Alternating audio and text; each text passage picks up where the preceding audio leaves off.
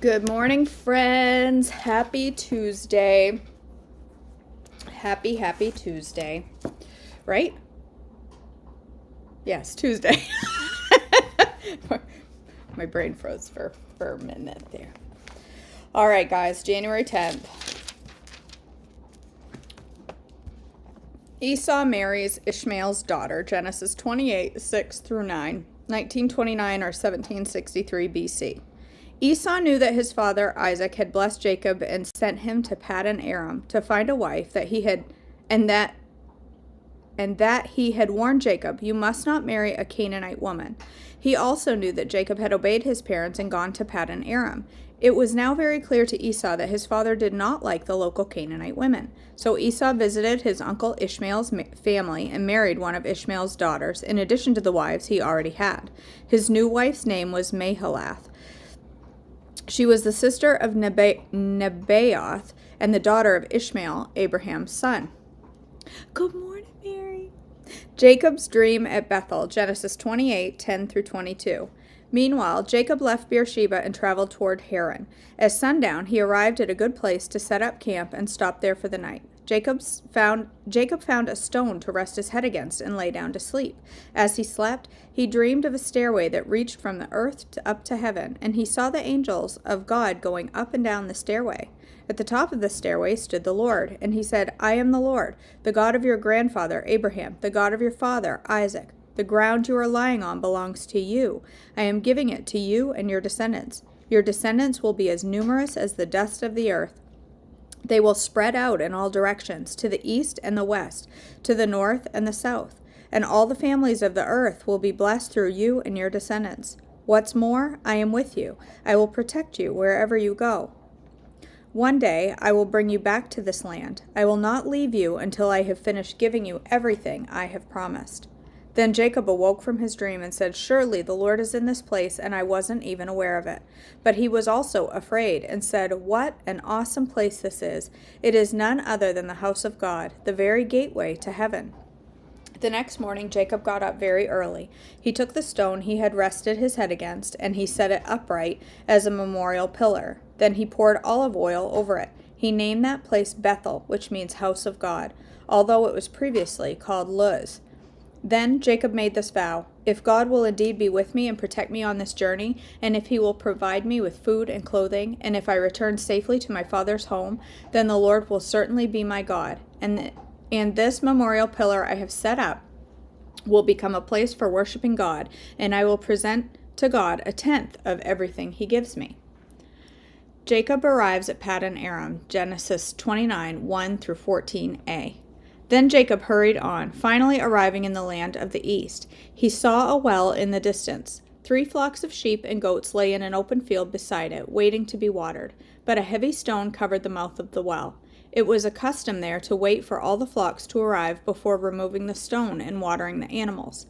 Afterward, the stone would be placed back over the mouth of the well. Jacob went over to the shepherds and asked, "Where are you from, my friends?" "We are from Haran," they answered. "Do you know a man there named Laban, the grandson of Nahor?" he asked. "Yes, we do," they replied. "Is he doing well?" Jacob asked. "Yes, he's well," they answered. "Look, here comes his daughter Rachel with the flock now." Jacob said, "Look, it's still broad daylight, too early to round up the animals. Why don't you water the sheep and goats so they can get back out to the pasture?" "We can't water the animals until all the flocks have arrived," they replied. "Then the shepherds move the stone from the mouth of the well, and we water all the sheep and goats." Jacob was still talking with them when Rachel arrived with her father's flock, for she was a shepherd. And because Rachel was his cousin, the daughter of Laban, his mother's brother, and because the sheep and goats belonged to his uncle Laban, Jacob went over to the well and moved the stone from its mouth and watered his uncle's flock. Then Jacob kissed Rachel, and he wept aloud. He explained to Rachel that he was her cousin on her father's side, the son of her aunt Rebekah. So Rachel quickly ran and told her father Laban. As soon as Laban heard that his nephew Jacob had arrived, he ran out to meet him. He embraced and kissed him and brought him home. When Jacob had told him the story, Laban exclaimed, "You really are my own flesh and blood." Jacob marries Leah and Rachel, Genesis 29, 14b through 30. After Jacob stayed with Laban for about a month, Laban said to him, You shouldn't work for me without pay just because we are relatives. Tell me how much your wages will be." Now Laban had 2 daughters. The older daughter was named Leah, and the younger was Rachel. There was no sparkle in Leah's eye, but Rachel had a beautiful figure and a lovely face. Since Jacob was in love with Rachel, he told her father, "I will work for you for 7 years if you give me Rachel, your younger daughter, as my wife." "Agreed," Laban replied. "I'd rather give her to you than anyone else.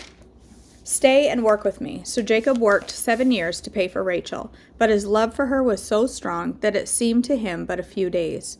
Finally, the time came for him to marry her. "I have fulfilled my agreement," Jacob said to Laban. "Now give me my wife so I can sleep with her."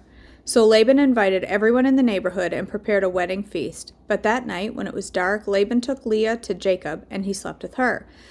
Laban had given Leah a servant, Zilpah, to be her maid. But when Jacob woke up in the morning, it was Leah. "What have you done to me?" Jacob raged at Laban. "I worked for 7 years for Rachel. Why have you tricked me?"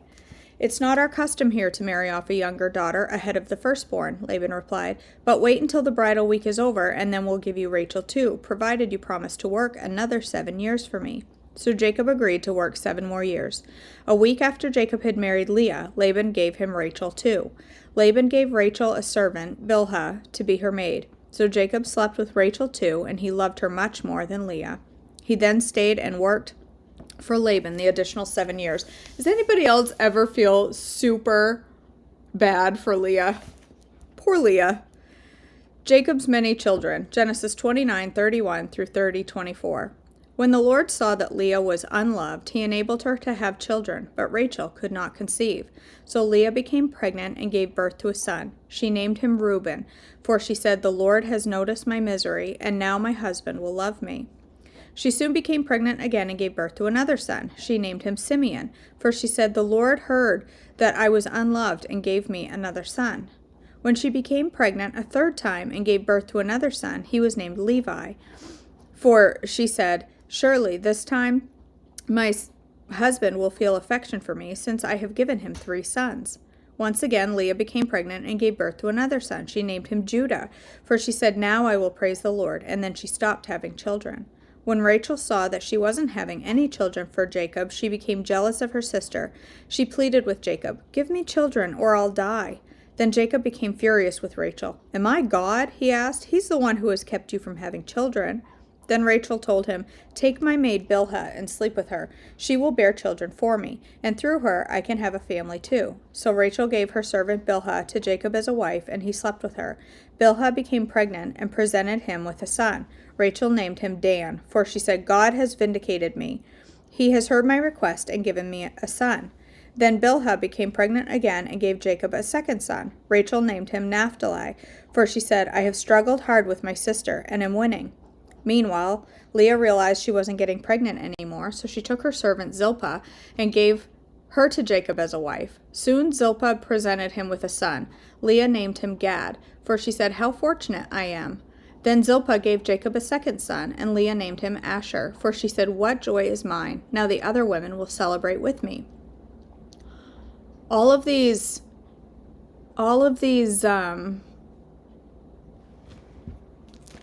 poor handmaids that having all these babies and they're not theirs. All right. One day during the wheat harvest, Reuben found some mandrakes growing in a field and brought them to his mother Leah. Rachel begged Leah, "Please give me some of your son's mandrakes." But Leah angrily replied, "Wasn't it enough that you stole my husband? Now you will steal my son's mandrakes too?" Rachel answered, "I will let Jacob sleep with you tonight if you give me some of the mandrakes." So that evening, as Jacob was coming home from the fields, Leah went out to meet him. "You must come and sleep with me tonight," she said. "I have paid for you with some mandrakes that my son found." So that night he slept with Leah, and God answered Leah's prayers. She became pregnant and gave birth to a 5th son for Jacob. She named him Issachar, for she said, "God has rewarded me for giving my servant to my husband as a wife." Then Leah became pregnant again and gave birth to a 6th son for Jacob. She named him Zebulun, for she said, "God has given me a good reward. Now my husband will treat me with respect, for I have given him 6 sons. Later she gave birth to a daughter and named her Dinah. Then God remembered Rachel's plight and answered her prayers by enabling her to have children. She became pregnant and gave birth to a son. "God has removed my disgrace," she said, and she named him Joseph, For she said, "May the Lord add yet another son to my family." There's a lot of babies happening over there. Jacob, I don't know. All right. January 10th. Let's go ahead and do Unshakable by Christine Caine. All right. When God is ready. Joshua 6:5 says, "Have the whole army give a loud shout. Then the wall of the city will collapse and the army will go up, everyone straight in." Throughout my life, I've faced all kinds of walls. They've blocked me, slowed me down, and challenged me to grow in my faith. The process of standing and obeying God until they fell shaped me. The process always stretched me, but God eventually used those walls for something beautiful, and He'll use the walls you're facing today to do the same for you. When the Israelites were facing the ominous walls of Jericho, the facts of the situation were bleak. The walls were high and thick and tightly shut. God's perspective was different. He saw Jericho already delivered to His people. The promise was a done deal. But Joshua and the people had to walk through a God-ordained 7-day process. During those 7 days, they were to march around the city, Joshua 6. They were promised that they'd get to witness a miracle when at their shout, God would bring the wall down. And that's exactly how it happened. When we take our eyes off God's promises, all we see is a wall. But God is using that barrier to stretch us and shape us according to His purposes. That barrier will come down when He is ready. Our job is to keep marching, worshiping, and following Him until He gives us the order to shout in celebration when His promise is fulfilled. God, thank you for the refining, shaping work you are doing. I believe you'll make my wall fall down. That's a good one. Okay, guys. So yesterday I prayed. If you're not part of my group coaching, you don't know this, but Vicky, I know that's exactly what I was thinking. So yesterday during our prayer, I prayed for our friend. She's been on here before, Kathy Paris Lehman, who received a liver and to have a liver transplant that she's been waiting for a year, and received word yesterday that she did not make it through the surgery. So please be in prayer for her family. It is a significant loss. She was a younger, I believe she was in her 50s. And she had worked very, very hard to get healthy. She had lost a significant amount of weight, like well over 100 pounds. If I remember right, it was 150 that she had lost. And she had a lot of health issues because of that, and was awaiting a liver. And she got the call this weekend and unfortunately did not make it through the surgery. So please be in prayer for her family. Let's see. Let me see what else we got in the chat here.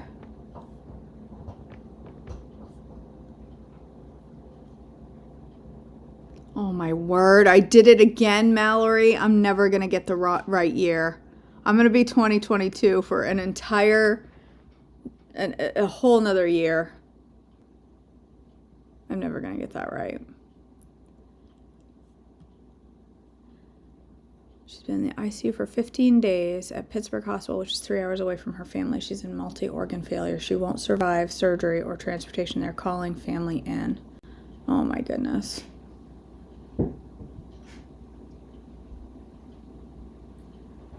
Okay. All right, let's go ahead and end in a word of prayer. Father in heaven, thank you so much for today. Thank you for Tuesday. Thank you for another day to honor you, to be a blessing to someone else, and to be a shining light in this dark world. Father, I pray for those that are struggling this morning. I think of Wanda, who is in the hospital in multi-organ failure.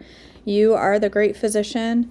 and you have the power to heal, but that's not always the answer. The answers we're sometimes given is the one that we don't want. And I just pray that you will, in this situation, comfort Wanda, comfort her family as they come in to be with her.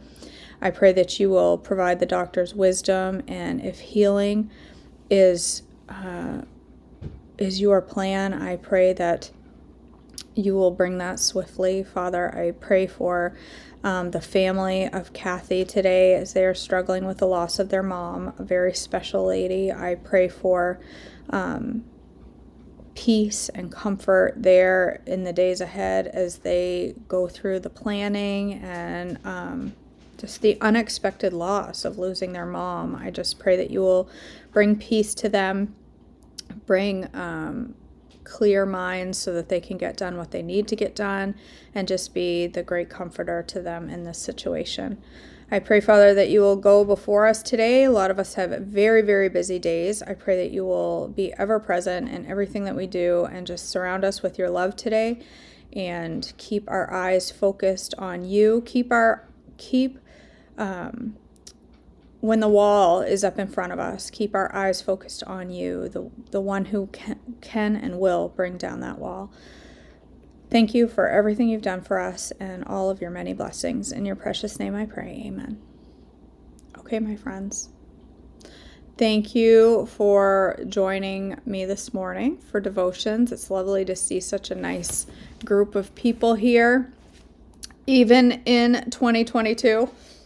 I will fix that date at some point. Before the end of the year, I will get it right. I need to go back to YouTube and fix 10 videos. I think I might have gotten one day right so far this year.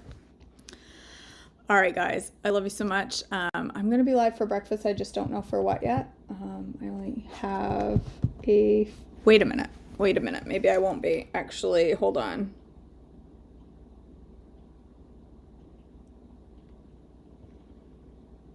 Nope. I will not be. I have a 7:30 meeting this morning. Oh my goodness, Tracy, I will absolutely be praying for you. Absolutely. All right, guys, I love you so much. Thanks for joining me, and I will see you back. I will not be live for breakfast, so I will see you back tomorrow morning for more devotions. Have a great day. I love you so much.